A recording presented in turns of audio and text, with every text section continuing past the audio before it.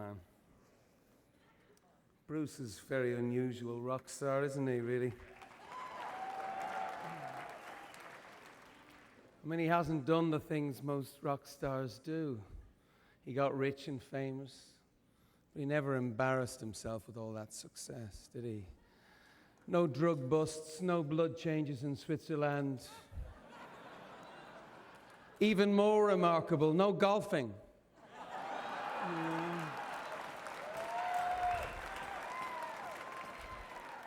No bad hair period, even in the 80s. No wearing of dresses in videos. Though there was those fingerless gloves in the 80s. No embarrassing movie roles, no pet snakes, no monkeys. No exhibitions of his own paintings.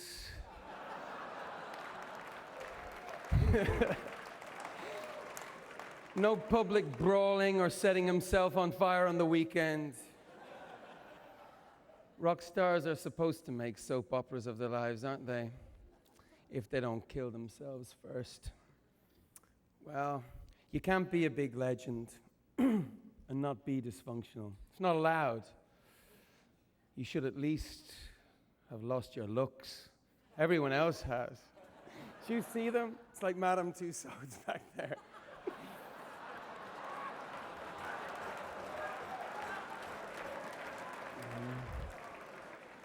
Then there's Bruce Springsteen. Okay. Oh!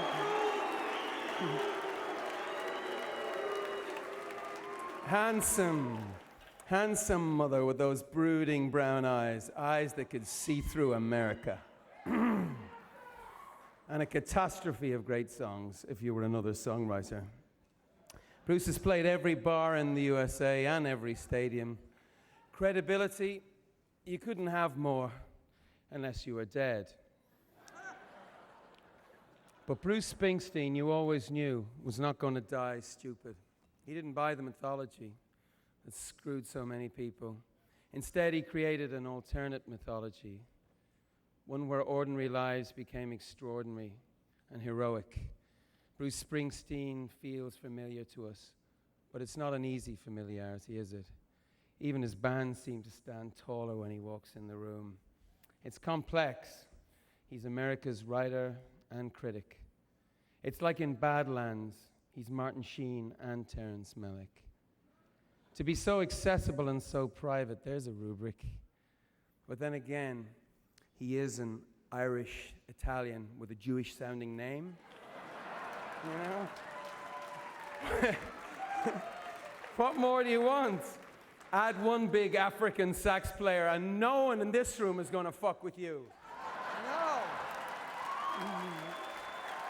No.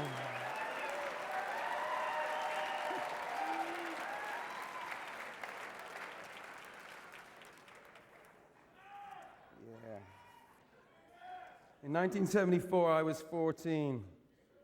Even I knew the 60s were over. It was the era of soft rock and fusion. The Beatles were gone. Elvis was in Vegas. What was going on? Nothing was going on.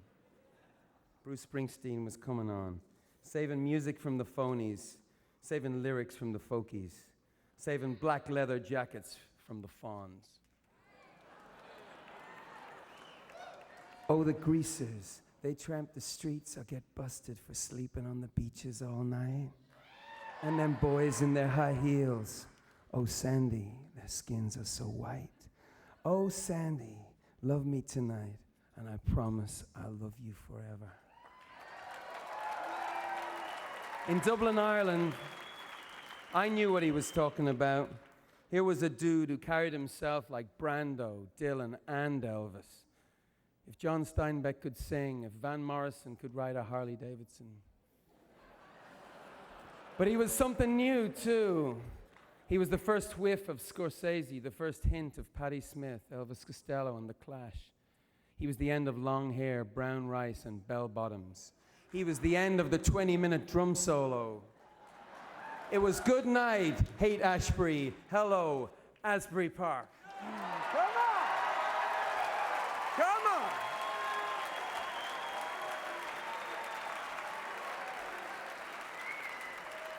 Wow. America was staggering when Springsteen appeared. The president had just resigned in disgrace. The US had lost its first war. There was going to be no more oil in the ground. The days of cruising in big cars were supposed to be over. But Bruce Springsteen's vision was bigger than Honda, was bigger than a Subaru. Bruce made you believe that dreams were still out there, but after loss and defeat, they had to be braver, not just bigger. He was singing, now you're scared and you're thinking that maybe we ain't that young anymore. Because it took guts to be romantic now. Knowing you could lose didn't mean you still didn't take the ride. In fact, it made taking the ride all the more important. So, here was a new vision and a new community, more than a community, because every great rock group is kind of like starting a religion, sort of. And Bruce surrounded himself with fellow believers. The E Street wasn't just a great rock group or a street gang. It was a brotherhood. Zealots like Steve Van Zandt,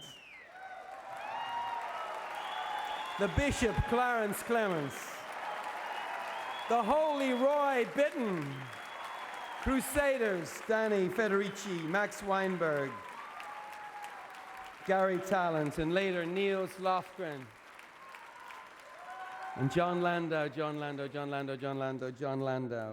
What do you call a man who makes his best friend his manager, his producer, his confessor? You call him the boss.